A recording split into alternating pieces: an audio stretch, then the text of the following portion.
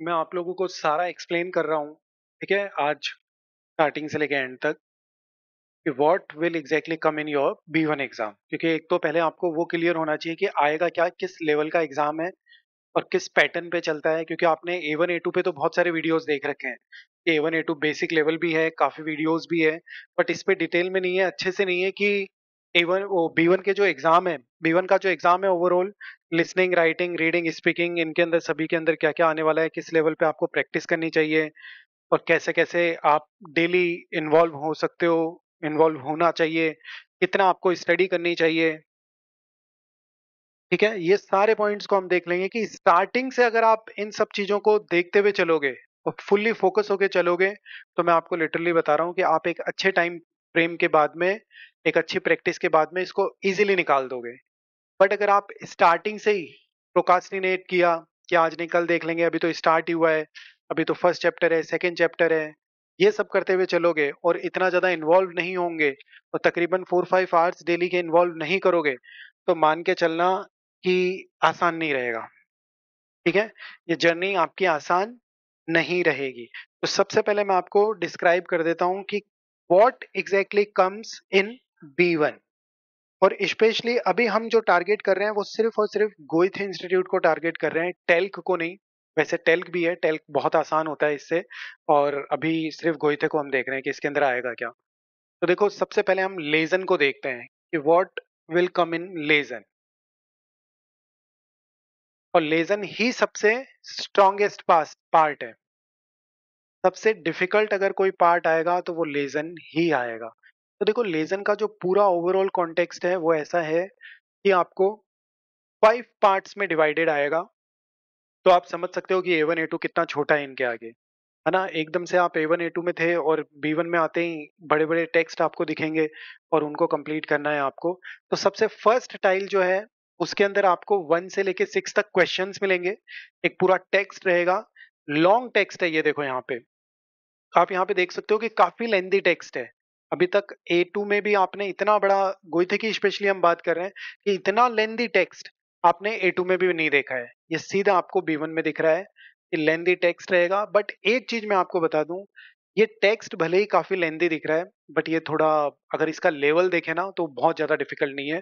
अगर हम B1 level की बात करें, अगर लेजन की, तो जो फर्स्ट टेक्स्ट आएगा, फर्स्ट टाइल आपकी आएगी, फर्स्ट पार्ट आएगा, वो इतनी ज्यादा डिफिकल्ट नहीं होती है। बस है कि आपको बहुत ही अच्छे वे में उसको रीड करना है, बहुत प्रॉपर कॉन्शियस होते हुए रीड करना है। इस स्टाइल के अंदर आप सबसे अच्छे मार्क्स कवर अप कर सकते हो। सबसे बेस्ट अगर आपका पार्ट देखें लेजन का तो यही टाइल है। इस फर्स्ट स्टाइल के अंदर आप काफी ज्यादा मार्क्स कवर अप कर सकते हो। यहाँ 1 से लेके 6 क्वेश्चंस है और ओवरऑल मिला के आपको भी पता है कि A1 A2 के अंदर आपका जो एग्जाम होता था वो 25 पॉइंट्स का होता था। बट यहाँ पे हर एक जो पार्ट है वो आपके कितने पॉइंट्स का होगा, आपका ओवरऑल मिला के 100 पॉइंट्स के ये होंगे पेपर। 100 पॉइंट्स होंगे हर किसका, 30 तो क्वेश्चन है पर पॉइंट्स कितने होंगे, 100। यानी कि पेपर जो है वो लेंदी हो चुका है। पहले A1 A2 में तो 25 पॉइंट्स का ही होता था, 25 ओवरऑल 100 होता था। अब यहाँ पे एक पार्ट लेजन जो है वो अपने आप में अकेला 100 पॉइंट्स का है। 6 क्वेश्चंस हो गए। तो आप समझ सकते हो कि ये फर्स्ट वाली टाइल जो है यहाँ पे इजीली आप निकाल सकते हो मार्क्स। क्योंकि ये फर्स्ट टाइल होती है ना, इसमें ज्यादातर क्वेश्चंस किससे रिलेवेंट होते हैं, एक टेक्स्ट है उसमें कोई मेल वगैरह रहता है या उसके बारे में उसकी कोई स्टोरी वगैरह रहती है पर्सन की, वो उसके बारे में बताता है। तो वो थोड़ा सिंपल लैंग्वेज में ही रहता है, कोई बहुत ज्यादा डिफिकल्ट लैंग्वेज नहीं रहती। तो इसमें आप इजीली मार्क्स निकाल सकते हो। सेकेंड पार्ट, फर्स्ट का ही सेकेंड पार्ट, इसके अंदर क्या होगा, पार्ट फर्स्ट है बट ऐसा नहीं है कि ये उसी से टेक्स्ट से रिलेवेंट है, ये बिल्कुल टेक्स्ट से अलग हो गया।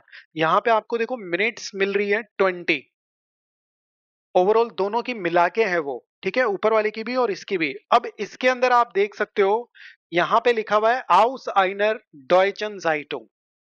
तो आउस आइनर डॉयचन साइटुंग का मतलब क्या हो गया कि ये किसी जर्मन न्यूज़पेपर की कटिंग है। समझ गए, तो ये किसी न्यूज़पेपर की कटिंग है। अब आप खुद सोच लो, अगर आप हिंदी में भी न्यूज़पेपर पढ़ते हो तो किस लेवल की वोकैब उसके अंदर आई हुई रहती है। हिंदी में भी अगर न्यूज़पेपर पढ़ते हो तो अच्छा खासा आता है ना, कि उन्होंने उन इन बातों की समीक्षाएं की। अब कई बच्चे समीक्षाएं सोच नहीं पा रहे क्या हो रहा है।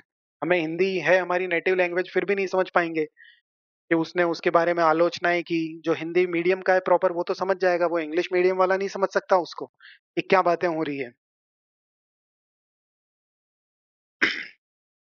ठीक है, तो ये सारा न्यूज़पेपर की कटिंग रहेगी। सेकंड, टेक्स्ट तो छोटा ही है, यहाँ पे टेक्स्ट छोटा है बट अच्छे खासे लेवल पे जाएगा। मतलब इसका जो वोकैब का लेवल है वो न्यूज़पेपर या मैगजीन की वोकैब है।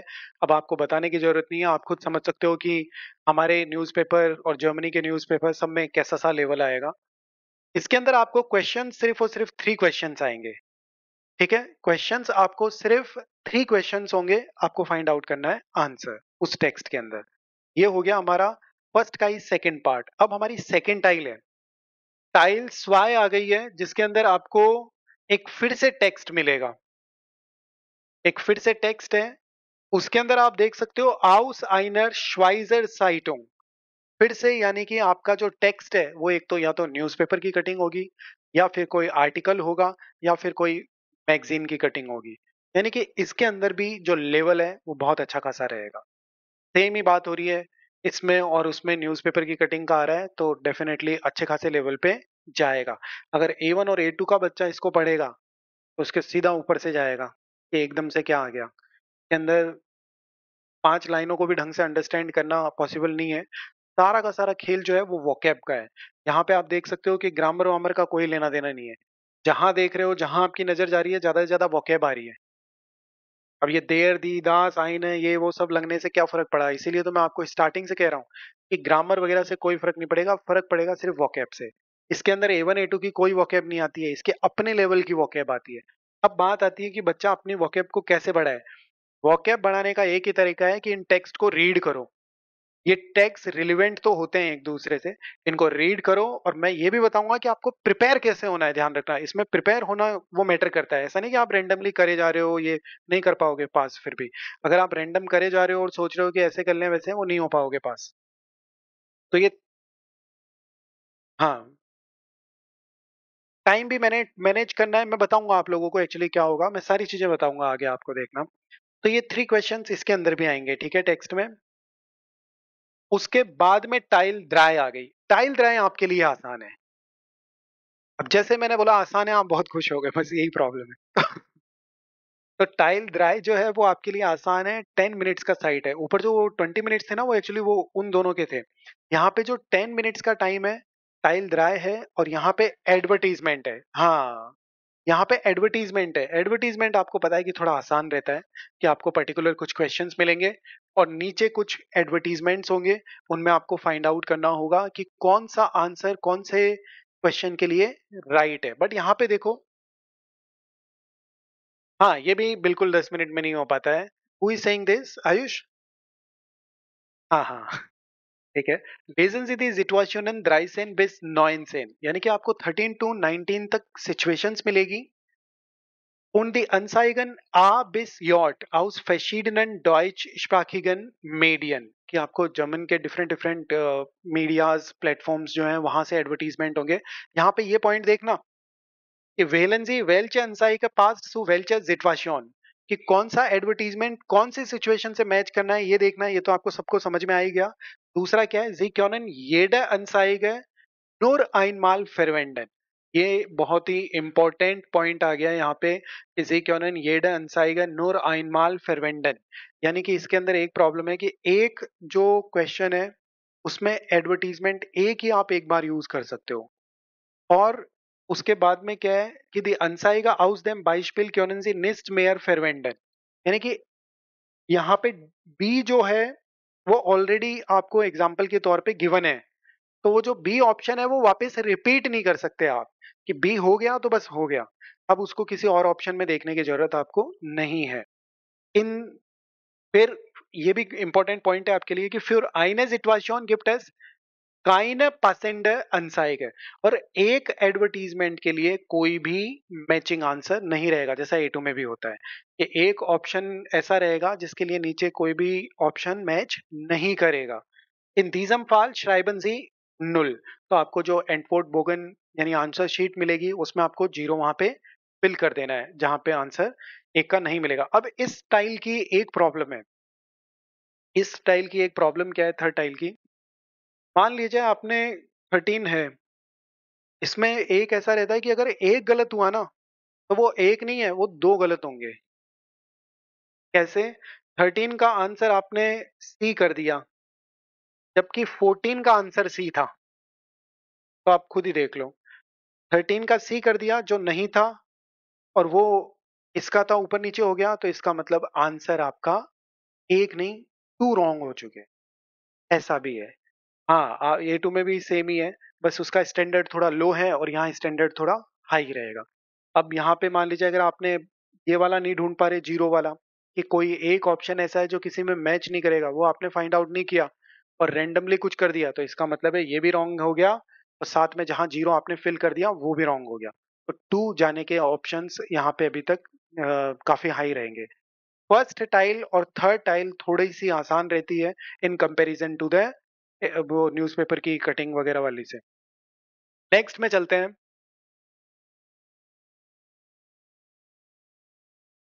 फोर्थ टाइल, ये बहुत ही अच्छी टाइल है, जितने मार्क्स खींच सकते हो इसी में खींचने हैं सबसे ज्यादा। ये बहुत ही अच्छी है, इतनी ज्यादा डिफिकल्ट नहीं है, टाइम भी इसमें कम लगता है और इजीली अंडरस्टैंडिंग भी हो जाती है, काफी अच्छे लेवल पे आती है। अर्बाइट साइट फिल्म्स एंड मिनूटन है, काफी अच्छा खासा टाइम रहता है, इसमें कोई दिक्कत नहीं आएगी आपको, बहुत कंफ्यूजिंग नहीं होती। यहाँ मार्क्स खींच लिए ना पूरे पूरे सही चले गए तो हमें बहुत बड़ा वेटेज मिल जाएगा। क्या होता है इसके अंदर, इसको समझो आप, ये आप लोगों के लिए बिल्कुल नहीं है, क्योंकि एडवर्टीजमेंट तो A2 में भी था, है ना, और टेक्स्ट रीडिंग तो कोई भी कर सकता है। टेक्स्ट रीडिंग तो आप स्कूल कॉलेज सब जगह करते आए हो ना, इंग्लिश में भी कर रहे हो, हिंदी में भी है, तो हिंदी में भी टेक्स्ट पैसेज, अनसीन पैसेज वगैरह रीड करना, वो सब वैसा ही है। ये जो है वो नई थीम है आपके लिए, ये जो है वो नया टास्क है आपके लिए। एक A1 A2 के बाद क्या होगा इसके अंदर, लेजन सी दी टेक्स्ट है स्वांजिश बेस, टेक्स्ट उन स्वांजिश, यहाँ पे यानी कि यहाँ पे कुछ टेक्स्ट दिए हुए हैं आपको नीचे 20 से लेकर 26 तक। वेलन जी व्यूड दी पर्सन बाय आइनर कैटन मेल बिट माखन। तो यहाँ पे आपको एक हमेशा क्वेश्चन दिया हुआ रहेगा, जो मैंने देखो यहाँ पे हाईलाइट किया है ना, तो ये क्वेश्चन हमेशा आपको दिया हुआ रहेगा। वो ये पूछेगा कि this person is in favour of this और this person is against of this. अब जो मैं अगेंस्ट ऑफ दिस और फेवर ऑफ दिस बता रहा हूं वो आपको क्वेश्चन देगा हमेशा। जैसे यहाँ पे है कि वेलेंजी you choose viewed the person by आइनर केटन मेल। केटन मेल का मीनिंग आपको पता होना चाहिए। केटन मेल का मतलब ये होता है, देखो मेल तो आपको समझ में आ ही रहा है, केटन का मतलब नेकलेस होता है, उसी से बन गया स्पैम मैसेजेस। जैसे कि हमारे पास में मेल हो, स्पैम मेल हो, मैसेजेस हो किसी के पास, मैंने आपको कर दिया कि नहीं नहीं, वो मैंने ऐसे बताया, नेकलेस भी ऐसी होती है ना, नेकलेस के अंदर भी मोती मोती होते हैं, तो वो एक नेकलेस ही हो गया, तो वैसे कॉन्सेप्ट पे उसको बनाया गया है। हाँ, जमन ने उसी तरीके से, चेन चेन भी कह सकते हो, हाँ चेन, चेन भी गले में पहनने वाली, तो उसी पे बनाया। तो ऐसा ही है कि इसमें हम एक दूसरे को या फिर आगे लोगों को स्पैम मैसेजेस करेंगे, तो उसके अंदर आप टेक पार्ट करते हो या नहीं, ये क्वेश्चन है। कि viewed the person by einer Kettenmail mitmachen। ये जो पर्सन है, कौन से पर्सन, हमारी बात नहीं होगी इसमें, टेक्स्ट की बात होगी। ये जो पर्सन हैं वो इस कैटन मेल के कॉन्सेप्ट में, स्पैम मैसेजेस के कॉन्सेप्ट में टेक पार्ट करते हैं क्या? अगर करते हैं तो या हो जाएगा, और अगर नहीं करते हैं तो नाइन हो जाएगा। यानी कि वो कैटन मेल के फेवर में जा रहे हैं, यानी उनके पूरे टेक्स्ट टेक्स्ट भी बहुत लेंदी नहीं रहेंगे, ये पर्सन्स रहे देखो। ये जैसे हेनरीते है, तो ये इसका ओपिनियन है, ये उसका सिंगल पर्सन का ये इतना सा ओपिनियन है, बस कोई बहुत लेंदी नहीं पढ़ना है आपको, सिंगल पर्सन का रीड करना है, उसके अंदर 4 5 6 7 लाइन्स होगी, उनको आपको रीड करना है और पता लगाना है कि इस पर्सन का ओपिनियन इसके फेवर में जा रहा है, यानी कि वो इसमें टेक पार्ट करती है। जैसे मान लीजिए कोई स्पैम मैसेजेस आए या कोई ऐसा मैसेज आ गया जिसको कि बोले ब्लड की नीड है, आप इसको आगे और शेयर करो, तो आपने शेयर कर दिया, तो यानी वो कुछ हिंट देगी, उससे आपको पता चलेगा कि वो उसका आंसर या है या नाइन है। अगर उसने इसमें टेक पार्ट किया, या फिर वो इंटरेस्टेड है, या फिर पॉजिटिव वर्ड्स आपको कुछ दिख रहे हैं, वो आपकी कैपेसिटी होनी चाहिए उसको अंडरस्टैंड करने की, तो इट मीन्स पॉजिटिव गया तो या आ जाएगा। और अगर कुछ उसने कहा कि नहीं मुझे बोरिंग लगता है, या फिर मैं क्यों किसी को करूं, या कुछ भी उसने कुछ ऐसे रीजंस दिए, तो इसका मतलब ये 9 हो जाएगा। यानी यहाँ पे ये 20 से लेके 26 तक आप अलग अलग पर्सन देख रहे हो ना, अलेक्जेंडर है, निल्स है, तो ये जो पर्सन है ये रहे इनके ओपिनियन। ये अलेक्जेंडर जो है उसके ओपिनियन है, ये निल्स जो है उसका ओपिनियन है, तो ये अलग अलग लोग हो गए, उनके अलग अलग ओपिनियन हो गए। तो उसको फाइंड आउट करके आपको, ये जैसे 20 नंबर है तो 20 पे यहाँ और 9 क्रॉस करना है, 21 है तो 21 पे जाके क्रॉस करना है। आपको तो पता ही है, कोई तो एग्जाम में जो भी आंसर करेक्ट होता है उसको आप क्या करते हो, क्रॉस करते हो। ये भी आपको ध्यान रखना है। ये हो गई हमारी फोर्थ टाइल। फिफ्थ टाइल को देखो, अर्बाइट साइड सेन मिनूटन। अर्बाइट साइड सेन मिनूटन, यहाँ पे 10 मिनट्स का आपको टाइम मिलेगा, और एक 4 क्वेश्चंस होंगे और एक टेक्स्ट रहेगा। यहाँ पे देखो, एक ये जो टेक्स्ट दिख रहा है इसके अंदर डॉयचेस म्यूजियम लिखा हुआ है। अब इसमें क्या होगा कि different different kind of headings रहेगी। जैसे यहाँ देखो, एओफन्यूंग साइटन, आइंट्रेट्स प्राइज है, वेर्डन से मिडग्लेड, तो ये कुछ हेडिंग्स है। यहाँ पे हमेशा ज्यादातर इंस्ट्रक्शंस आएंगे। ये जो टाइल है इसके अंदर हमेशा इंस्ट्रक्शंस ही आएंगे। म्यूजियम के हैं, हो सकता है कोई शॉपिंग मॉल के हो सकता है कोई अथॉरिटीज के हो सकता है कोई हॉस्टल के हो। तो इनसे रिलेवेंट यहाँ पे कुछ ना कुछ इंस्ट्रक्शंस आएंगे, और ये इंस्ट्रक्शंस आपको रीड करके, जैसे कहीं पे यहाँ पे देखो एंट्री का क्या है और कैसे आप मेंबर बन सकते हो, ऑफेंटलिश फैकेसमेटल mode of transport, public transports आप कहाँ से कब कौन से यूज कर सकते हो, इनकी डिटेल्स है। तो ये सारा का सारा उनसे रिलेवेंट होगा, और यहाँ पे कुछ कुछ आपको पॉइंट्स बन के आएंगे और उनको आपको कवर अप करके देखना है। और ये जो क्वेश्चंस हैं, 4 क्वेश्चंस, उनका आंसर्स आपको फाइंड आउट करना है। तो ये ओवरऑल मिला के आपका क्या हुआ है, लेसन। लेसन के अंदर ओवरऑल मिला के 5 टाइल्स हो गई है, जिनको हमने अभी सिर्फ इंट्रोड्यूस किया है कि ऐसे ऐसे आएगा। अब बात आती है कि ये स्टूडेंट्स इजीली कर पाते हैं या नहीं। तो मैं लिटरली बता रहा हूँ, जो बुक्स आप करते हो, वही थे कि स्पेशली मैं बात कर रहा हूँ, मैं टेल्क वगैरह की बात नहीं कर रहा हूँ। जो बुक्स की आप प्रैक्टिस करते हो, 2 बुक्स इसमें सबसे कॉमन है और सबसे स्ट्रांगली रिकमेंडेड रहती है। उन दोनों को अगर आपने कर लिया तो डेफिनेटली काफी हाई लेवल का आपका स्टैंडर्ड भी हो जाएगा। नॉट जस्ट इन लेसन, आपका ओवरऑल जो लेवल है वो बहुत अच्छा बन जाएगा। मैं नेट्स वेक वगैरह की बात नहीं कर रहा, क्योंकि वो सिर्फ कोर्स बुक है, उनसे कोई फर्क नहीं पड़ेगा आपके इन पे। आप उनको करके इधर आओगे तो भी कोई फर्क नहीं पड़ेगा। मेन जो है वो ये इन्हीं बुक से होगा, क्योंकि उनमें पैटर्न है, एग्जाम कैसा आएगा वो घुमाएंगे क्वेश्चंस को, वोकैब उस लेवल की आएगी। एक तो है सर्टिफिकेट बेआइंस, जो काफी पॉपुलर है। सर्टिफिकेट बेआइंस जो है वो काफी पॉपुलर है, इसी से ही अमूमन स्टूडेंट्स प्रैक्टिस करते हैं। और इसके अंदर 15 समथिंग मॉडल पेपर्स हैं, 15 मॉडल पेपर्स हैं।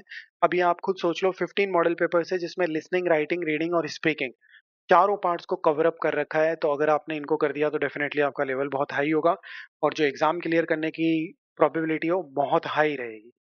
इसके साथ में अगर आप एक बुक को और करते हो, वो है जो गेतेस बेसर। जो गेतेस बेसर, ये बुक भी आप कर सकते हो, जो गेतेस बेसर। इसके अंदर 10 मॉडल पेपर्स हैं।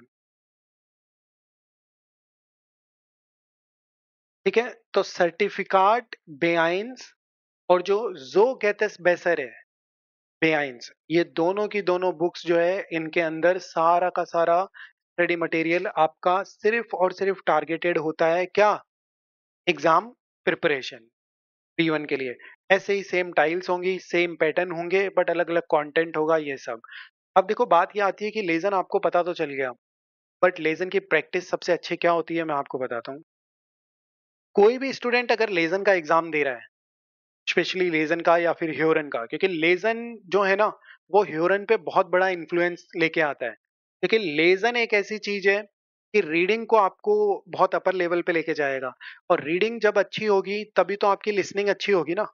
अगर आपकी रीडिंग ही नहीं है, आपके वोकैब ही नहीं है, तो आप सुन क्या रहे हो, जबकि सुनना तो और भी फास्ट होता है। अभी जब मैं बोल रहा हूँ तो बोलने में आप सुन रहे हो, वो आपकी अपनी नेटिव लैंग्वेज है तो वो कोई प्रॉब्लम नहीं आ रही। बट अगर हम किसी फॉरेन लैंग्वेज को सुनते हैं तो उसके अंदर वो वर्ड्स बहुत फास्ट होते हैं, जब सामने वाला बोल रहा है, जैसे अभी मैं बोल रहा हूँ वो वैसे इंग्लिश में बोल रहा है, तो उस टाइम पे इतने फास्ट वे में आपको वर्ड्स क्लिक हो, वो इतना आसान नहीं है। उसके लिए आपको बहुत टाइम लगता है और आपको प्रैक्टिस बहुत इंटेंस करनी पड़ती है कि आपने काफी बार उन वोकैब को बार-बार देखा है, बार-बार देखा है, तब जाके आप उस लेवल पे पहुंच पाते हो कि अगर कोई फास्ट भी बोल रहा है ना जर्मन, या वो लिसनिंग चल रही है या नॉर्मल जर्मन भी बोल रहा है कोई भी, तो आप उसको सुन के वो वर्ड जैसे ही आपके माइंड में जा रहे हैं कि ये वर्ड्स बोले और वो स्विच कर रहे हैं आपकी अदर लैंग्वेज के अंदर, क्योंकि डेफिनेटली हम तो स्विच ही करते हैं। हम हमारी मदर टंग में देखेंगे या इंग्लिश में देखेंगे उनका मीनिंग क्या आ रहा है, तो अकॉर्डिंगली स्विच होगा। सिर्फ एक नेटिव ही है जो स्विच नहीं करता, बाकी तो हर लैंग्वेज में स्विच होता है।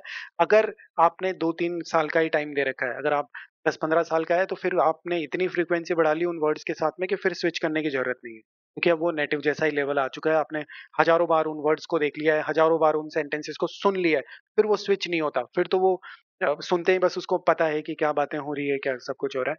तो इसलिए मैं जो रिकमेंड करता हूँ, मैं आप लोगों को स्टार्टिंग से बता रहा हूँ कि कैसे पढ़ना चाहिए आपको लेज़न की प्रैक्टिस के लिए। सबसे पहले तो आपको सर्टिफिकेट बेआइंस की बुक को पकड़ना चाहिए। बेआइंस, ये जो सर्टिफिकेट, यही बुक है बेआइंस सर्टिफिकेट। इसके अंदर आपको हमेशा क्या करना है, एक दूसरी नोटबुक लेनी है, एम्प्टी नोटबुक, जो एकदम न्यू नोटबुक होगी आपकी। वो आपकी नोटबुक ऐसी होनी चाहिए जिसमें कुछ भी नहीं लिखा हुआ। आप सिर्फ और सिर्फ इस बुक के लिए उसको यूज करोगे। जो होगा ना, इस बुक के लिए यूज करोगे, और उसमें क्या होगा, मान लीजिए सपोज आज आप इस टेक्स्ट को रीड कर रहे हो। इस टेक्स्ट को रीड करते टाइम आपको भी पता है कि काफी लेंदी टेक्स्ट है और एक न्यूज़पेपर का टेक्स्ट है, तो बहुत सारी वोकैब निकल के आएगी। कई बार बच्चों को हम ये रिकमेंड करते हैं कि A1 A2 कोर्स बुक वगैरह रहती है, तो उनमें तो बुक में ही लिख लो, बट यहाँ पे बुक में लिखना पॉसिबल नहीं है, क्योंकि यहाँ पे ना तो इतनी जगह है, और इतने सारे नई नई वोकैब निकल के आएगी कि आप कहाँ कहाँ लिखोगे, एक मतलब मेस्ड अप हो जाएगा पूरा टेक्स्ट। तो आप अगली बार आके रिवीजन भी नहीं कर पाओगे। तो मैं यही रिकमेंड करता हूँ स्टूडेंट्स को, और मैं खुद भी यही करा करता था, कि आपको हमेशा जब भी टेक्स्ट रीड कर रहे हो, एक आपकी न्यू नोटबुक होनी चाहिए। उसके अंदर आप न्यू नंबर्स जो है ऐड ऑन कर सकते हो, कि अपने पेन से ही लिख लो नीचे नीचे, जैसे बुक्स में लिखे आते हैं, नोटबुक में तो होता नहीं है, तो आप नीचे लिख लो 1 2 3 4, ऐसे करके आगे से आगे तक 10-15 पेज के आगे से आगे तक आप लिखे रखो। अब आपको पता है कि आप बुक के अंदर पेज नंबर 9 पे हो, बुक में पेज नंबर 9 पे हो। अब स्टूडेंट्स रेंडमली क्या करते हैं उनका भी मैं बताता हूँ आपको, कि आप लोगों ने अभी तक क्या किया है। मान लीजिए आप रेंडमली अपनी एक प्रैक्टिस करते हो, जैसा आज तक अभी तक करते आए हो, कि आप कुछ भी टेक्स्ट रीड कर रहे हो तो आप भी नोटबुक में ही लिखते हो। सपोज B1 कंप्लीट हो गया और आपने बहुत सारी वोकैब अपनी नोटबुक में लिख ली। या आपको इन फ्यूचर जब आप इस पेज पे रिवीजन करने आओगे, क्योंकि आपने यहाँ तो कुछ लिखा नहीं है, अब जब आप इस पेज पे रिवीजन करने आओगे, क्या आप पूरी नोटबुक के अंदर या जो जहां कहीं भी आपने लिखा था, आप ढूंढ भी नहीं सकते कि आपकी वोकैब लिखी हुई कहाँ है। और इसका मतलब ये हो गया कि आपकी सारी मेहनत खराब हो चुकी, क्योंकि उस टाइम जब आप रीड कर रहे थे, उस टाइम सिर्फ और सिर्फ आपने वोकैब को लिखा था, तब तो आप डैम श्योर थे, और तब 10 दिन 5 दिन बाद पूछे कि वो कहाँ लिखी हुई है तो आपको पता है। बट 1 महीने बाद 2 महीने बाद अगर आप देखोगे, तो इतनी इस पेज की भी हो जाएगी और पूरी बुक की हो जाएगी, यानी हजारों वोकैब हो जाएगी, क्योंकि हजारों तो आएगी डेफिनेटली। B1 जो है वो 3-4 हजार की वोकैब को लेके चलता है। तो अगर उस 3-4 हजार की वोकैब में आप इस पेज की वोकैब को ढूंढ लोगे, इम्पॉसिबल हो जाएगा। और आपके लिए भी ये हो गया कि ढूंढे तो कहाँ है ये वो, और वो पॉसिबल नहीं है। तो इसीलिए आपको हमेशा ये करना है कि नोटबुक के अंदर डालने हैं क्या, पेज नंबर्स। और ये जो बुक है ये भी आपके पास फोटोकॉपी में होनी चाहिए। इसके 100-150 रुपए मत बचाना बुक्स के ऊपर। आप पिज्जा बर्गर भी खा जाते हो कई बच्चे, सर मैं तो लैपटॉप में ही कर लेता हूँ, 150 रुपए बच गए फोटोकॉपी के, वेरी गुड। आगे 20 हजार लगने भी वाले हैं तेरे एग्जाम के, उनका नहीं सोचेगा। तो आपको हमेशा क्या करना है कि ये पेजेस हैं, इस बुक के पेज में, जैसे मान लीजिए आप नोटबुक में आज ही स्टार्ट किया है आपने, और ये टेक्स्ट रीड कर रहे हो, तो कौन से पेज पे हो नोटबुक के, फर्स्ट पेज पे। तो जो भी वोकैब आपने लिखी थी, वो सारी की सारी वोकैब यहाँ है 1 पेज नंबर पे, और वो नोटबुक है सिर्फ और सिर्फ इस बुक के लिए। अब मान लीजिए इसकी वोकैब फर्स्ट पेज से सेकंड पेज पे भी आ गई, तो आप सेकंड भी यहाँ पे लिख दो। सेकंड चाहे आधा ही रह गया तो आधे को छोड़ देना, बचाना मत। जैसे अपन स्कूल में घर वालों के ये पैसे तो जरूर बचाते थे कि 2 लाइन रह गई, उसमें भी जरूर लिखते थे, बाकी पढ़ते कुछ नहीं थे। तो ये आपको नहीं करना है कि 1-2 पेज पे हो गया तो हाफ पेज रह गया है तो ओके, इट्स ओके, जाने दो उस हाफ पेज को। अब हमेशा ये यहाँ लिखा हुआ है और हमेशा आपके पास वो नोटबुक है। जैसे ही 1 महीने बाद आपकी पूरी नोटबुक भर चुकी और ये बुक अभी भी खाली पड़ी है, तो 1 महीने बाद में आपकी पूरी नोटबुक भर गई, आपको फास्ट रिवीजन के लिए आना है। तो आप क्या करोगे? सबसे पहले टेक्स्ट को रीड करोगे और फिर वापस से 1 महीने या 10 दिन, 15 दिन कभी भी आपको रिवीजन के लिए आना है, तो आपका फास्ट हो जाएगा अब रिवीजन। फटाक से आप इस पेज पे आओगे, देखोगे कि अच्छा मेरी नोटबुक में 1 और 2nd पेज नंबर पे मेरी ये वोकैब लिखी हुई है। तो आप पहले एक बार टेक्स्ट को रीड करोगे, फिर वोकैब रिवीजन करनी है, तो अब आपका सर्च करने का टाइम भी गया। आप लोग अगर कोई कर रहे हो ये, तो मुझे भी पता है कि एक टेक्स्ट को रीड करने में, एक टेक्स्ट की वोकैब निकालने में, एक टेक्स्ट को अच्छे से करने में मुझे भी पता है कि 10 मिनट उन्होंने लिख रखी है, 15 मिनट उन्होंने, बट ये 1 आवर ले जाता है और कभी-कभी तो 2 आवर्स भी ले जाता है ना? जो अगर कोई कर रहा होगा तो उसका यही एक्सपीरियंस है, हर स्टूडेंट का यही है। आप ये मत सोचना कि आपका एक्सपीरियंस ऐसा है कि मेरे को इतना टाइम लग रहा है, नहीं-नहीं, ये सबको इतना ही लगता है। जब मैंने भी फर्स्ट टाइम प्रिपरेशन की थी तो मुझे भी इतना ही टाइम लगा था। सबको इतना ही टाइम लगेगा इसमें कि स्टार्टिंग रहती है ना, न्यू एकदम हाई लेवल की वोकैब है, तो आपको करना ही पड़ता है उस टाइम पे। तो ऐसे करके आपको करना है कि ये पेजेस आपकी हेल्प करेंगे even before 10 days of exam. आप बहुत फास्ट वे में रिवीजन कर सकते हो, आपको सेटिस्फेक्शन रहेगा कि मैंने सारी वोकैब लिख रखी है, अब मुझे बस वो सिर्फ उन पेजेस पे जाना है, इंग्लिश वालों को छुपाना है, जर्मन वालों को रीड करना है और देखना है कि किस किस की वोकैब मुझे याद है। तो उससे आपको एक कॉन्फिडेंस आ जाएगा, आप टाइम से पहले सारी चीज़ों को कवर अप हो जाओगे। तो ऐसे आपको हर पेज पे लिख के रखना है कि इस टेक्स्ट की वोकैब मेरे वहाँ जगह लिखी हुई है, इसकी मेरी वहाँ जगह लिखी हुई है। तो उससे आपको बहुत बड़ा फ़ायदा मिलेगा। अब एक बात और रहती है कि भई आपने मान लीजिए आपके एग्ज़ाम सपोज़ अभी मैं ये मानता हूँ कि अ, जनवरी चल रहा है। जनवरी है, दिसंबर 1 दिसंबर चल रहा है, मैं ऐसा सोच रहा हूँ, दिसंबर से आगे हैं हम, बट फिर भी हम ये सोच रहे हैं दिसंबर चल रहा है। आपका एग्ज़ाम 15th ऑफ जनवरी को होने वाला है। अगर आपका लेज़न का एग्ज़ाम 15 ऑफ जनवरी को होने वाला है, तो तकरीबन 25th जनवरी से पहले-पहले, 25th दिसंबर से पहले-पहले आपके सारे के सारे 15 मॉडल पेपर्स की वोकैब एंड 15 मॉडल पेपर्स में जो आपने हार्ड वर्क करना था, जो उनमें अंडरस्टैंडिंग करनी थी और जो प्रैक्टिस करनी थी और जितने भी क्वेश्चंस सॉल्व करने थे, वो सब आपके कंप्लीट हुए हुए होने चाहिए। ऐसा नहीं होना चाहिए कि आपने डेज़ ऐसे कर लिए कि 15 को आपके एग्ज़ाम है 15 को, तो आपने देख लिया कि 15 है, तो अगर एक दिन में एक मॉडल पेपर को भी मैंने किया 3-4 घंटे में, तो 10 तो हो ही जाएँगे। नहीं, बहुत डेंजर है, फेल होंगे 100%।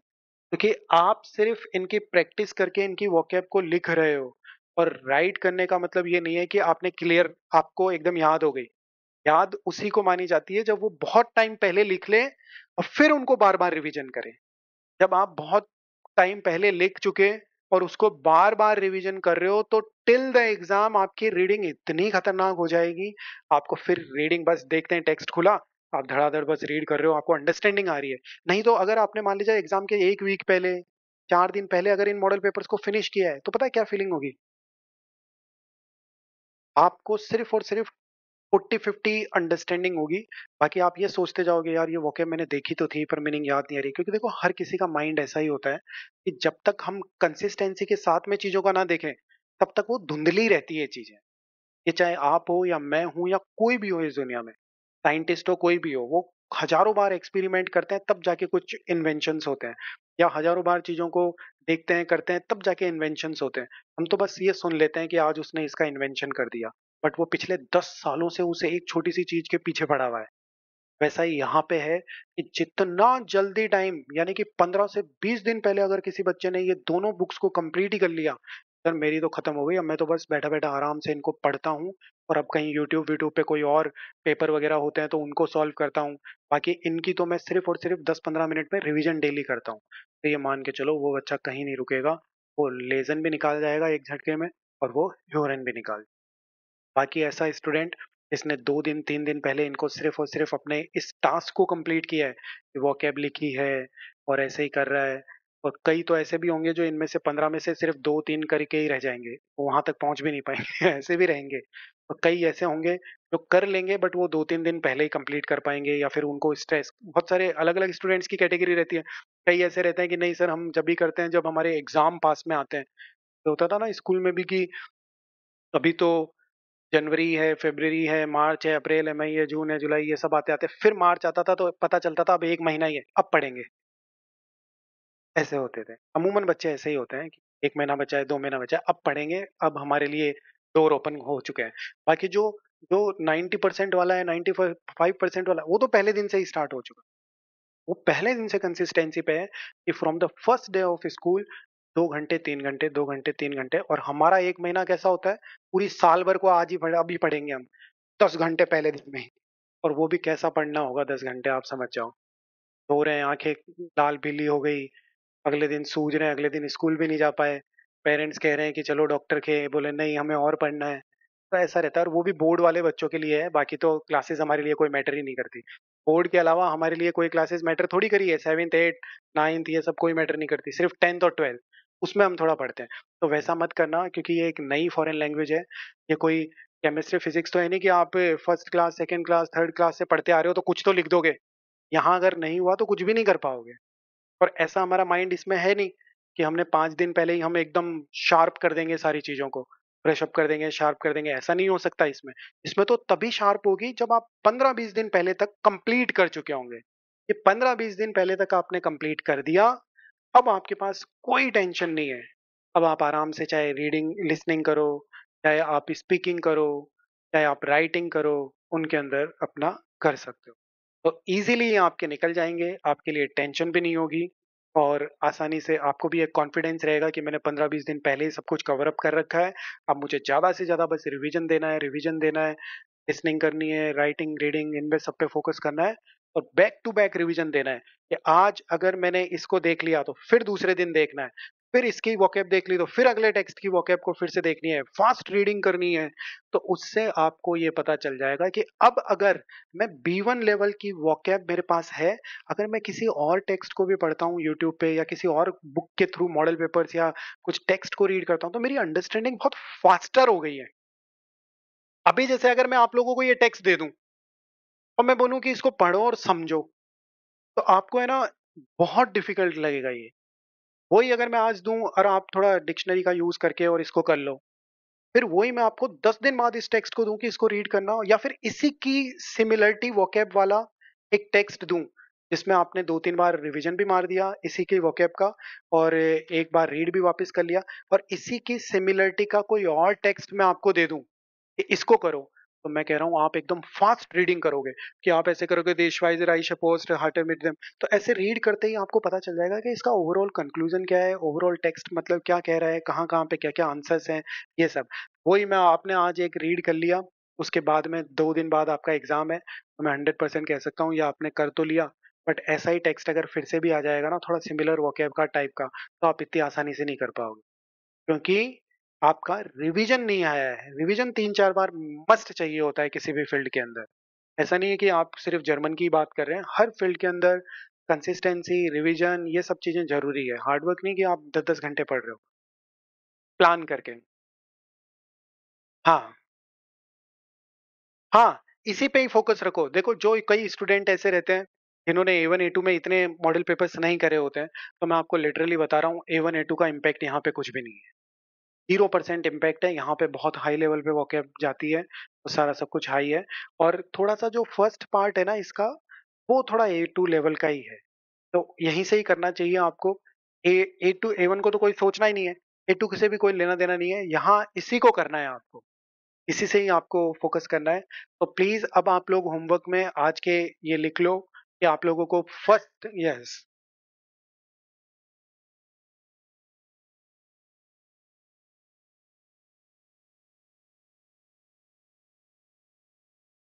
हाँ, टाइल 5 जो रहता है देखो उसके अंदर भी आपको इंस्ट्रक्शंस मिलते हैं ज़्यादातर। और टाइल 5 के अंदर अभी तक मैं आपको बताता हूँ कि कितने मॉडल पेपर आपने अभी तक सॉल्व किए हैं? टिल 5 मॉडल पेपर्स तक आपने कर लिया क्या? हाँ,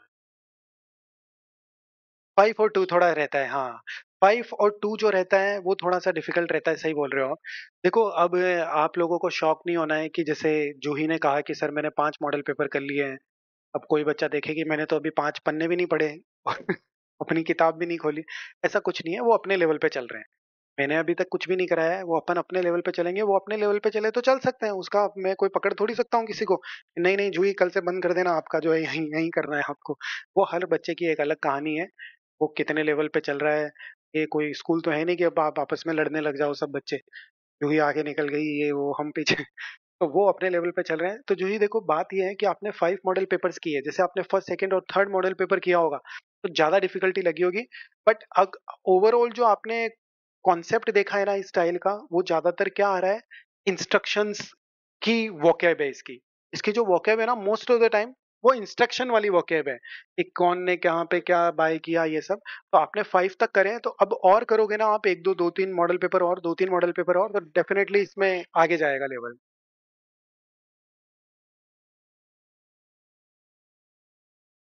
नहीं नहीं, करेंगे, अपन भी करेंगे इनको, तब आप लोग, आपको डेफिनेटली ये क्लियर हो जाएगा। अब अभी आप लोगों का जो, हाँ अभी आप लोगों का जो होमवर्क रहेगा ना, 1 मिनट में इन सबको बता दूं। वो फर्स्ट स्टाइल है, ठीक है, फर्स्ट स्टाइल कौन से पेज पे है? क्योंकि हमें फर्स्ट स्टाइल के साथ में जाना पड़ेगा और बच्चों के साथ में, क्योंकि डेफिनेटली वो थोड़ा आसान रहती है और इनका फर्स्ट टाइम है।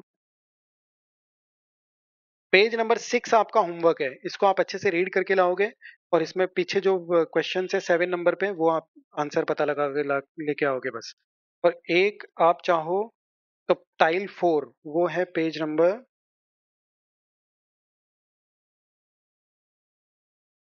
टाइल 4 पेज नंबर 12 पे है, वो भी आप लोग करके लाओगे। जो सभी स्टूडेंट्स हैं, वो टाइल आइंस और टाइल फियर, ये कल के होमवर्क में करके लाओगे, तो आप लोगों का भी स्टार्ट हो चुका है, ठीक है। अब कोई स्टूडेंट आप में से भी ऐसा हो सकता है कि उसने 1 घंटे में इसको कर लिया, अब वो चाहे तो सेकंड मॉडल पेपर, और किसी टाइल को मत छेड़ना आप लोग। जो बिगनर अभी जिन्होंने है ना, वो और किसी टाइल को मत छेड़ना। वो स्टूडेंट सिर्फ और सिर्फ फर्स्ट और फोर्थ ही टाइल को करते रहेंगे। जैसे आपने कल कर लिया और आपको लग रहा है कि शाम के टाइम बहुत सारा टाइम पड़ा है और काफी अर्ली हो गया आपका, तो आपको फिर से अगर अगले चैप्टर मॉडल पेपर में जाना है, तो फिर से 1 टाइल को ही करना है और 4 को ही करना है। तकरीबन 3 4 5 मॉडल पेपर तक आपको टाइलाइंस टाइल फियर, टाइलाइंस टाइल फियर करना है, ताकि आपका एक स्टैंडर्ड बन जाए। फिर उसके बाद में आपको आना है टाइल्स वाई पे, फिल्म पे, और जो रिमेनिंग रह गई। ऐसा ही हम करते हैं। बाकी जैसे अभी आप लोग जो ही कर रहे हो, तो आपने जैसे क्या, आप लोगों को तो डेली पूरे मॉडल पेपर को ही टारगेट करते हो, वो अच्छा भी है, कोई दिक्कत वाली बात नहीं है, क्योंकि टाइम टाइम नहीं है। टाइमर लगा के कर लेते हो और टाइम भी नहीं है, तो उस हिसाब से आप लोगों के लिए तो कोई दिक्कत नहीं है, क्योंकि देखो अभी आप एकदम बॉर्डर पे हो। ये चीजें उन्हीं स्टूडेंट्स के लिए है जो अब ये सोचते हैं कि sir, we are just now at the starting point and we want to manage each and everything very well. कि अगर आप चाहते हैं कि मैं मैनेज करना चाहता हूँ सारी चीजों को, और मैं एक बार में निकालना या निकालने चाहती हूँ, उसके लिए है ये। बाकी जैसे जूही वगैरह है, आयुष है, आपके केस में ऐसा कुछ नहीं है। आपके केस में तो अब ऐसा है कि जो है वो है, बस करना ही है किसी भी हाल में। अब वो चाहे वो क्या बहुत ज्यादा स्ट्रांग लग रही है, या फिर, क्योंकि देखो हर चीज का एक स्टैंडर्ड होता है। भी एक नर्सरी क्लास के स्टूडेंट को मैं बोलूँ 1+1 क्या होता है, तो वो 2 थोड़ी बता सकता है। अब मैं 1+1 वही KG 2 के बच्चे को पूछूं तो वो बता सकता है। अब वो मैं नर्सरी के बच्चे को चांटे दे दे के सिखाने लग जाऊं आज ही कि 1+2 आज बताएगा ही तू, तो वो नहीं कर सकता ना। तो वो कंडीशन अब आप लोगों की हो चुकी है कि आपके पास टाइम बहुत कम है। इसके लिए आपको जितना फास्ट हो सके, जितनी आप टाइम है, आवर्स भी कम पड़ जाते होंगे कई बार, तो ऐसे जाना पड़ेगा। अदरवाइज जो बच्चा प्रॉपर जाना चाह रहा है कि सर मैं तो 3 महीने बाद ही एग्जाम दूं, 2 महीने बाद ही एग्जाम दूं, उसके लिए ये सारी चीजें मैंने बता दी है। पहले से ही सतर्क हो जाना। अगर आप नहीं हुए तो आगे आपकी हालत बहुत बुरी हो जाएगी, और ऐसा आप जैसा समझ रहे हो वैसा आप पास इसको नहीं कर पाओगे। ग्रामर की बात नहीं है, सबसे पहले इनको खत्म करना चाहिए, इनको। ग्रामर तो जब आप reading reading reading reading reading करते करते करते करते एक दिन आपका बहुत अच्छा लेवल हो जाता है।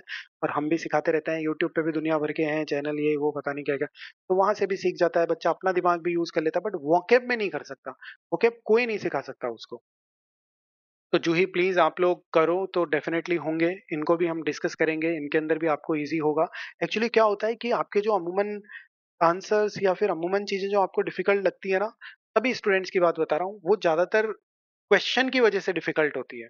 इस वजह से क्वेश्चन, अब मैं दिखाता हूं आपको। अब इस क्वेश्चन को रीड करो, जूही, 27 नंबर क्वेश्चन को और बताओ इसका मीनिंग क्या हो रहा है।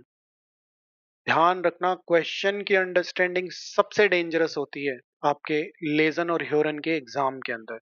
ये थोड़ी बहुत भी हिल गई ना, और पूरे टेक्स्ट चाहे एक एक लाइन भी समझ में आ गई, तो आप आंसर नहीं निकाल सकते। क्योंकि जब क्वेश्चन ही 100% नहीं समझ में आया, तो आंसर तो बहुत दूर चला गया, है ना। तो एक बार आप जो ही इस क्वेश्चन को अंडरस्टैंड करो, सभी स्टूडेंट्स करो, फिर क्या समझ पाते हो देखो।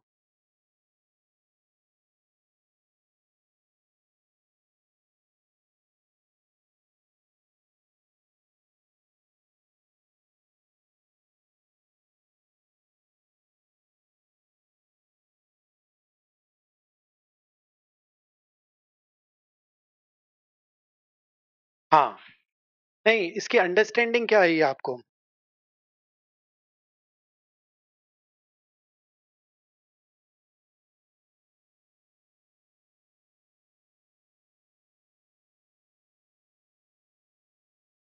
हम्म।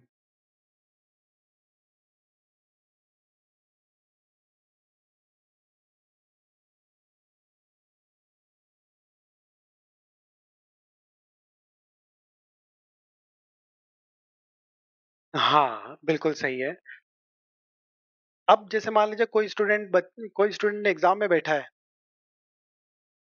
और उसको ग्राटिश का आपने क्या मीनिंग बताया जूही। हम्म। बिल्कुल सही है। अब मान लीजिए कोई स्टूडेंट एग्जाम में बैठा होता है और उसे ग्राटिश का मीनिंग नहीं आ रहा, तो गया। ठीक है, यहाँ क्लियर रहता है कॉन्सेप्ट कि अगर आप इसको पढ़ रहे हो कि फ्यूरुंगन sind für Schulklasse gratis। अब आप एग्जाम में बैठे हो, ये वर्ड अगर आपको नहीं आ रहा तो गए ना बे, फिर हम नीचे चाहे पूरा टेक्स्ट समझ में आ जाए तो कुछ नहीं कर सकते। नेक्स्ट के अंदर है जोल्टन फोर हर टेलीफोनिश gemeldet werden। तो आपने इसका क्या मीनिंग बताया है।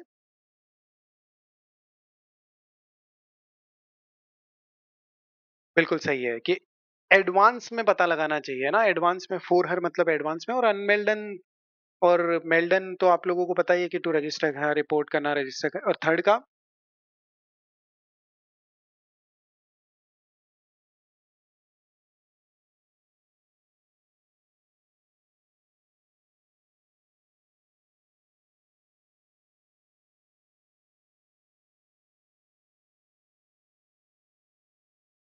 हाँ, एग्जैक्ट सोचो क्या है इसका मतलब exact. Führungen finden nicht nur auf Deutsch statt। बस, ये गए। यहाँ पे आपका ये आंसर की क्वेश्चन की अंडरस्टैंडिंग रॉन्ग हो गई एक्चुअली। इन्होंने कहा है कि Führungen finden nicht nur auf Deutsch, not only, जबकि देखो छोटा ही है, मीनिंग छोटा ही है, बहुत बड़ा नहीं है। कि Führungen finden nicht nur auf Deutsch, कि नॉट ओनली इन जर्मन। इसका मतलब हो रहा है कि अदर लैंग्वेजेस के अंदर भी होगी। तो अब क्या हुआ है, जो ही आपके साथ में मैं बताता हूँ। क्वेश्चन मैंने आप लोगों को बोला था ना कि क्वेश्चन की अंडरस्टैंडिंग द मोस्ट इंपॉर्टेंट है। टेक्स्ट में आप थोड़ा बहुत ऊपर नीचे होंगे, क्योंकि हर कोई भी एक्सपर्ट नहीं होता है। किसी भी टाइप का टेक्स्ट आ सकता है, किसी भी टाइप की वोकैब आ सकती है। मान लीजिए अगर आपने, ये देखो मैं जूही की बात नहीं कर रहा हूँ, ये सभी के साथ होगा आपके साथ। मैं एक ट्रिक टिप बता रहा हूँ आपको। मान लीजिए आपने सी ऑप्शन को देखा और सी ऑप्शन आपको अंडरस्टैंडिंग नहीं हुआ, और क्या पता सी ही आंसर हो, और होता भी ऐसा ही है। हमेशा ध्यान रखना। अब ये ए आपको 100%, अब इसका भी मैं इलाज बताता हूँ आपको। ए जो जूही ने मीनिंग बताया ना, वो 100% एकदम एक्यूरेट है। ये जो जूही ने बताया कि वो फ्री है, तो वो फ्री वाला ही सेंस दे रहा है, यही है। और बी का जो मीनिंग बताया जूही ने, वो भी 100% एक्यूरेट है। अब आप लोग मान लीजिए एग्जाम में बैठे हो, ये तो चलो फिर भी थोड़ा इतना ज्यादा डिफिकल्ट क्वेश्चन नहीं था, और एग्जाम में ऐसा क्वेश्चन आ गया जो दूर दूर तक समझ में ही नहीं आ रहा आपको। ऑप्शन, एक ऑप्शन की बात कर रहा हूँ, कि जो सी ऑप्शन है वो दूर दूर तक आपको समझ में नहीं आ रहा, तो उसको फिर आप सही कैसे कर पाओगे। आपको डरना नहीं है। एक्चुअली ए और बी को रॉन्ग ढूंढना है आपको, कि अगर ए और बी 100% रॉन्ग जा रहे हैं ना, तो सी ऑटोमेटिकली नहीं भी समझ में आ रहा तो भी आपका आंसर सी है। ये एक टिप हो गई। हाँ,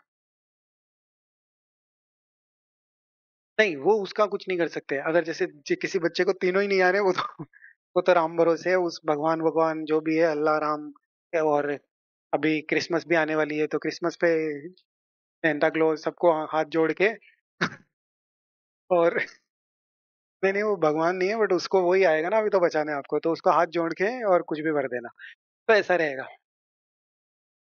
तो अब देखो, इसका आंसर देखने के लिए आपको कहाँ जाना पड़ेगा कि नहीं नहीं, डिक्शनरी टेक्स्ट में जाना पड़ेगा। तो यहाँ पे देखो आइंट्रिट्स। हाँ, अब देखो, अब कितना फास्ट होगा आपका आंसर, हालांकि इतना डिफिकल्ट नहीं है। आंसर देखो, वो ग्राटिश बोल रहा है, यहाँ तो सारी प्राइजेस लिखी हुई है। ग्राटिश फ्री था ना, अभी अपन ने रीड किया था, तो ग्राटिश का मतलब तो फ्री था, यहाँ तो प्राइजेस लिखी हुई है। मैंने तो कुछ रीड भी नहीं किया है अभी तक, मैंने सिर्फ प्राइस देखी है, काम खत्म। दूसरा ऑप्शन क्या है, डोल्टन 4 आर टेलीफोनिश अनमेल्ड गेमेल्डेड वेडन, क्या आपको टेलीफोनिकली रजिस्ट्रेशन करना है? तो यहाँ पे देखो, वेडन जी मिडग्लीड, इसी वाले में हेडिंग में आएगा ना कि आप वो बनना चाहते हो, मेंबर बनना चाहते हो, तो इसके अंदर देखो एक बार कि आपको पहले टेलीफोन करना पड़ेगा क्या, क्योंकि ऑफेंट लिस्ट ऑफ फेकेस मतलब तो मोड ऑफ ट्रांसपोर्ट की बात हो रही है, तो उसमें कुछ मोड ऑफ ट्रांसपोर्ट है नहीं। हिंडरटन यानी कि जो हैंडीकैप्ड है उनके बारे में गास्ट्रोनोमी में होगा नहीं, डॉयचस म्यूजियम शॉप है, और यहाँ पे फ्यूरुंगन है, तो इन दोनों में हो सकता है। तो हमें यहाँ पे टेलीफोन दे रखा है, और एक बार हम वेडन जी मिडग्लीड के अंदर देखो पहले,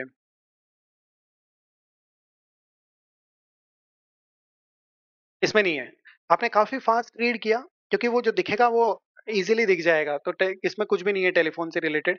यहाँ मोबाइल नंबर टेलीफोन दिए हुए हैं, इनको देखते हैं, और फ्यूरुंगन ही है, तो क्वेश्चन भी हमारा फ्यूरुंगन से ही तो रिलेटेड है, तो इसके अंदर देखो।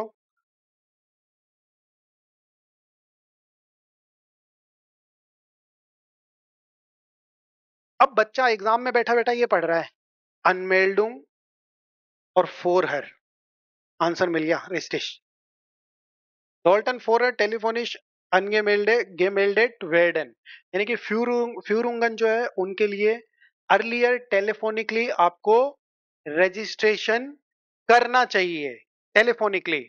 तो आंसर क्या हो गया, क्या बी आंसर हो गया या नहीं हुआ? जिन दो वर्ड्स को मैंने मैच कराया है, तो ये भी कह रहे हैं कि पहले टेलीफोनिकली रजिस्ट्रेशन करना, और वो भी कह रहे हैं कि अनमेल्डुंग श्रिफ्टलिश बीटा जेक्स वोखन फोर है। हाँ, पढ़ो पढ़ो एक बार। आप लोग एक्चुअली पूरा पढ़ने की जरूरत नहीं है, ये फाल्श हो चुका है, मैं बताता हूँ क्यों। यहाँ पे उन्होंने लिख रखा है अनमेल्डुंग श्रिफ्टलिश, श्राइबन का मतलब राइट होता है, और श्रिफ्टलिश का मतलब भी राइट में होता है, रिटर्न में होता है, तो रजिस्ट्रेशन आपको रिटर्न में देना है। इतने टेक्स्ट में इतनी सारी वोकैब है, आपको कोई बॉदर ही नहीं कर रही, है ना? तो ऐसे ढूंढने हैं आपको आंसर्स। अब अब जूही के केस में देखना, मैं सिर्फ जूही के केस को टारगेट कर रहा हूं अभी। अब जूही आपने जो थर्ड जो ऑप्शन था, उसकी अंडरस्टैंडिंग 100% नहीं करी थी। अब आप मुझे एक बात बताओ, अगर आप एग्जाम में बैठे हो, आपने ये डैम श्योर हो, और अगर ये डैम श्योर हो, तो क्या सी ऑप्शन को ढूंढने की जरूरत करोगे या सी डायरेक्ट लगा दोगे? लगा दोगे, बस काम खत्म। आपको ढूंढने तक की जरूरत नहीं है। अब कई बच्चे ऐसे रहते हैं, नहीं सर मैं ढूंढूंगा किसी भी हाल में, वो अपना टाइम वेस्ट करना है, बाकी कोई मतलब वाली बात नहीं है। तो आप क्या करोगे, सीधा का सीधा सी आंसर कर लेंगे। अभी आप, हाँ धनीशा, आप कह रहे हैं कि सर आप बताते हो तो यूं लगता है कि ये तो कुछ भी नहीं था। एक्चुअली ऐसा ही होता है, मैं आपको लिटरली बता रहा हूँ, आपको डराया जाता है। हाँ हाँ, अभी आपको ऐसा बताता हूँ, आपको क्या एक्चुअली डराया जाता है, बाकी इतना लेवल नहीं रहता। आंसर आपके टेक्स्ट तो बहुत भारी भरकम आएंगे, पर जो आंसर होंगे ना, वो बहुत ही छोटे छोटे वर्ड्स में छुपे हुए रहेंगे, जिनको आप इग्नोर करोगे। आपका ध्यान कहाँ जाएगा, मैं बताता हूँ आपको, बड़े वर्ड्स में आपका ध्यान जाएगा इनके अंदर, कि मेटाइनम यार, बाई ट्रैक क्या आ गया, बाप रे, ये तो मुझे पता ही नहीं, जबकि इसमें आंसर थोड़ी है आपका, कंट्रीब्यूशन रहता है। और आपने ऑफेंटलिश केस मेटल, क्या फर्क पड़ रहा है, ऑफेंटलिश आपको नहीं पता चल रहा तो, है ना? तो ऐसे करके बेहिंडरटन, रेस्टलर है, गेरेस्टर है, तो ये आपको नहीं पता चला, क्या फर्क पड़ रहा है इन वर्ड से, बट बच्चा क्या वहाँ स्ट्रेस में आ जाता है, अरे ये तो लगता है बहुत भयंकर टेक्स्ट आ गया, मुझे तो पता ही नहीं चल पा रहा बेहिंडरटर गेरेस्टर क्या है। ऐसा कुछ नहीं है। और यहाँ पे गेवेर बिलिशियस श्वेका देख रहा है वो, इनको, अरे इनमें आंसर नहीं मिलेगा आपको, आंसर कभी भी इनमें नहीं मिलेगा। इतने बड़े बड़े वर्ड्स है ना, मैं आपको गारंटी दे सकता हूँ, आप भी करके देखना। आखिरी में जब आप अपने आंसर्स देखोगे या ढूंढोगे, तो आपको पता चलेगा कि आंसर्स तो इनकी वजह से नहीं रुका था, आपके छोटे छोटे की वजह से। और सबसे इंपॉर्टेंट, आपका आंसर पता है किस वजह से रुकता है? क्वेश्चन की अंडरस्टैंडिंग। अगर क्वेश्चन की अंडरस्टैंडिंग 100% नहीं गई ना, उसमें तो देखो कोई दो राय नहीं है। टेक्स्ट में तो बहुत सारी वोकैब ऐसी आ सकती है जिसको आप 100% अंडरस्टैंड ना करो, बट अगर अगर आपकी अंडरस्टैंडिंग उसमें नहीं गई, क्वेश्चन में 100% नहीं गई, तो फिर आपको भी पता है, मुझे भी पता है, इस दुनिया में सबको पता है कि बच्चा तुक्का मारता है। तुक्का मारने का मतलब आप भी समझ सकते हो क्या होने वाला है। आपकी किस्मत हुई तो आप निकाल के आ सकते हो। एक स्टूडेंट है मेरे पास, उसके लिसनिंग में 86 पॉइंट आए हैं। उसको खुद को भी नहीं पता, ना मुझे पता, ना उसको पता कैसे आ गए। उसने तो कह दिया कि सर आ गए बस मेरे, तो अब कोई हाँ, 86 पॉइंट्स आए और उसने बोला मुझे ले दे के ऐसा लग रहा था कि मुझे 6-7 क्वेश्चन ही समझ में आ रहे हैं, बाकी सब तो यूं जा रहे थे हवा में ही। फिर भी उसके 86 पॉइंट्स आए हैं, तो कोई भगवान है, वो पता नहीं मंदिर वंदिर जाता होगा डेली। तो आप भी स्टार्ट करो, ठीक है ना? तो ऐसे करके आप लोगों को पता चल जाएगा। लक भी होता है, देखो बहुत सारे स्टूडेंट्स का मैंने भी लक भी देखा है, बहुत सारे लोगों का लक भी रहता है। हाँ, हमारे पास भी एक स्टूडेंट थी, वो यहाँ पढ़ती थी, उसके सारे तुक्के सही जाते थे। वो कुछ भी बोलती थी, सच में कुछ भी बोलती थी हाँ वो। और वो ये मान के चलो कि अगर 50 क्वेश्चंस कर रहे हैं ना हम, तो 45 ऑप्शनल होंगे तो उसके सही चले जाएंगे। तो और आता उसको कुछ भी नहीं था। वो आता क्या मतलब, वो पढ़ना नहीं चाहती थी, तो ऐसा था उसका। समर में आएगी, समर में दिमाग उसका ज्यादा तेज चलेगा, चलो ठीक। कई बच्चों का रहता है विंटर में नहीं चला। ठीक है, तो ऐसे करके देखो ये करना है, तो प्लीज आप कल स्टार्ट करो इस फर्स्ट टाइल को। और फोर्थ टाइल को हम कल डिस्कस करेंगे। एक आप ढूंढ के लाना आंसर्स, और मैं देखना आप लोगों को सिर्फ विद इन एक एक दो दो वर्ड से आंसर पकड़ाऊंगा। एक एक दो दो वर्ड से आपके आंसर निकल के आने लग जाएंगे। पर ये देखो, आप ऐसा मत करना, आप लोगों को तो पूरा एकदम कॉन्टेस्ट रीड करना है। और हाँ, एक चीज की और मैं आपको बात बताऊं। देखो बहुत सारे स्टूडेंट्स का मैंने ऐसा भी देखा है, वो क्या करते हैं, जब जैसे मान लीजिए खुद की प्रैक्टिस हो गई, खुद की प्रैक्टिस होने के बाद में वो कैसे लेजन और ह्यूरन करते हैं। आज पकड़ लिया 1 घंटा, जैसे आप लोग अभी कर भी रहे होंगे। 1 घंटे उन्होंने मॉडल पेपर पकड़ लिया। मॉडल पेपर पकड़ने के बाद में आंसर देख लिए। 30 में से देखा कि चेक करें कि 15 सही गए, 15 गलत गए। और फिर अपने डिप्रेशन में चले गए या म्यूजिक सुनने लगे। ऐसा करते हैं कुछ। या फिर नहीं नहीं, सभी का बता रहा हूँ।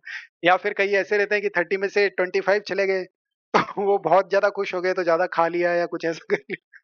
तो आपको पता है क्या करना है। आप हर किसी स्टूडेंट को ये पता रहता है कि अगर मेरे ज्यादा आंसर भी चले गए ना, तो वो भी मेरा तुक्का ही था। क्योंकि यहाँ पे भैया ऑप्शन आ रहे हैं, ऑप्शन आ रहे हैं एबीसी। तो उसमें किसी का भी तुक्का भिड़ सकता है। रिस्टिश फाल्स ऑप्शन आ रहे हैं, किसी का भी तुक्का भिड़ सकता है। अगर आपको डैम श्योर नहीं हो रहा ना, तो मेरा आंसर ये सही है और ये इस वजह से सही है। और वो जो सही वाली फीलिंग है ना, वो आपको क्वेश्चन करते टाइम ही आ जाती है। पर ये आप, मैं उस बच्चे को नहीं कह रहा कि जो आज स्टार्ट करेगा उसको होगी ये फीलिंग, आएगी आपको 10 एक मॉडल पेपर करने के बाद। उसके बाद जब आप जो प्रैक्टिस करोगे ना, उसके अंदर ये फीलिंग होनी चाहिए आपको कि जो मैं कर रहा हूं यहाँ पे आंसर सही है, और यही 100% इसका आंसर है। और किसी का अगर आपने कर भी दिया और उसका आंसर सही भी निकल गया और आप डाउटफुल हो, तो प्लीज उस पर स्टार लगा देना। यानी कि अगर आपका आंसर सही चला गया बट आप श्योर नहीं थे, तो उसको वापस देखना है आपको कि यार मैं इसमें श्योर नहीं था, जबकि मेरा आंसर शीट में देखा, पीछे देखा मैंने बुक में या कहीं पे भी, तो उसमें तो ये सही जा रहा है। बट आप ये श्योर मत हो जाओ कि मैंने कर दिया है, मैंने नहीं किया है, वो तो अपने आप सही चला गया आपकी किस्मत से। तो उसको भी आपको गो थ्रू होना है। टीचर से पूछना है कि सर मैंने ये किया था बट इसके अंदर आंसर ये वाला है, बट मेरे समझ में नहीं आ रहा क्यों आंसर ये करेक्ट है। वो टीचर आपको एक छोटी सी बात को बहुत इंपॉर्टेंट है आपके लिए कि देखो इस वजह से आपका करेक्ट गया है। ये चीजें जब आप पकड़ने लग गए ना कि क्यों गलत जा रहा है, क्यों गलत था आपका ऑप्शन और क्यों सही था आपका ऑप्शन, विद द अंडरस्टैंडिंग, तो समझ लेना आप लेजन के बहुत बड़े लेवल पे पहुंच चुके हो। अब चाहे कितना भी डिफिकल्ट टेक्स्ट आ जाए आपके एग्जाम के अंदर, आप आराम से 60 पॉइंट्स तो ले ही आओगे। मैं ये नहीं कह रहा कि 100 के 100 पॉइंट ही ले आओगे आप। 60 पॉइंट्स ही बोले हैं उन्होंने लाने के लिए, तो वो आप ले आओगे आज। बट अगर ये लेवल नहीं आया, आप ऐसे ऐसे कई बच्चे ऐसे भी आते हैं कि सर मैंने कर दिए हैं पूरे 15 मॉडल पेपर, अब वो पता नहीं किस तरीके से किए हैं, क्या किए हैं। तो ये मैंने आज आपको पूरी टिप्स दे दी है। इसी तरीके से होना चाहिए आपका, तभी होगा। मैं खुद मेरे टाइम का बता सकता हूँ कि मैं ना पीछे पड़ जाता था, मुझे यूँ लगता था यार ये मैंने सही तो निकल के आ गया ऑप्शन, बट मुझे खुद को नहीं समझ में आ रहा कि ये सही क्यों है। तो उसमें देखना पड़ता था लाइन अंडरलाइन करके। एक फोटोकॉपी पूरी भर गई, पन्ने वन्ने सब कुछ गंदी हो गई, दूसरी फेंक दी, दूसरी फिर ले आए। क्या फर्क पड़ता है, आपके पैसे 200-300 खर्च हो जाएंगे तो क्या फर्क पड़ रहा है। तो ऐसी चीजें रहती है। मॉडल टेस्ट कल का होमवर्क आपका फर्स्ट है, फर्स्ट मॉडल पेपर का।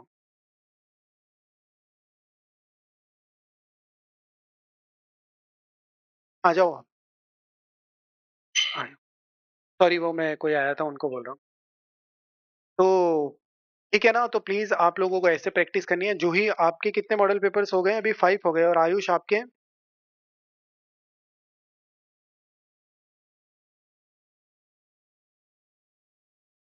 2-3 ही किए हैं क्या? तो आपको प्लीज बढ़ाना है अपने है ना, ताकि डेफिनेटली थोड़ा फास्ट अप हो।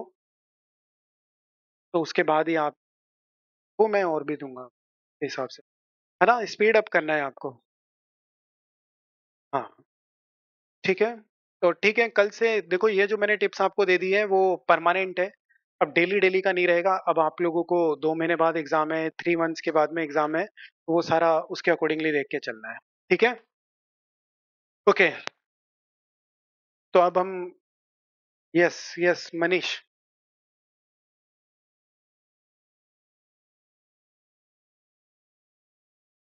देखो मार्च में अगर कोई हाउस बिल्डिंग में अप्लाई कर रहा है तो डेफिनेटली नहीं जा सकता मार्च में, क्योंकि फिर रिजल्ट भी आएगा और रिजल्ट भी आपको देख के और उसके बाद में आप सितंबर में ही जा सकते हो, है ना। अगर आपका मार्च में एग्जाम है तो फिर उसका रिजल्ट भी आएगा, उसके बाद में आप अपना डॉक्यूमेंटेशन भी करोगे, सारी चीजें होगी, तो वो पॉसिबल नहीं है। क्योंकि देखो स्टूडेंट तो कुछ भी सोच लेता है कि ऐसा हो जाएगा वैसा हो जाएगा, पर वो सक्सेसफुल थोड़ी हो पाता है। वो सारी चीजें आपको देखनी पड़ती है, क्योंकि डॉक्यूमेंटेशन भी है, साथ में आपका रिजल्ट भी है। और 4 की 4 टाइल्स पॉजिटिव नेगेटिव भी हो सकती है, कुछ भी हो सकता है। 3 पार्ट्स निकल गए, 1 पार्ट रह गया, देन ऑल्सो डिफिकल्टी होगी। फिर वापस से आप डेट्स देखोगे, डेट्स भी गए थे मैं, आपको पता है कितनी प्रॉब्लम रहती है, कभी कौन सी डेट, कभी क्या है। तो ये क्या, ये जो बाहर जाने की प्रोसेस है ना, कि आप क्यों देखते हो कि मैं चला जाऊं इधर उधर से वीडियो देख के, ये सब ये एक्चुअली ऐसे नहीं हो पाता है। तो आपको प्रॉपर इन्वॉल्व रहना पड़ता है। या एक इनटेक निकल भी गया तो आपको ये होना चाहिए कि हाँ ठीक है, दूसरे में तो हम 100% जाएंगे, बस।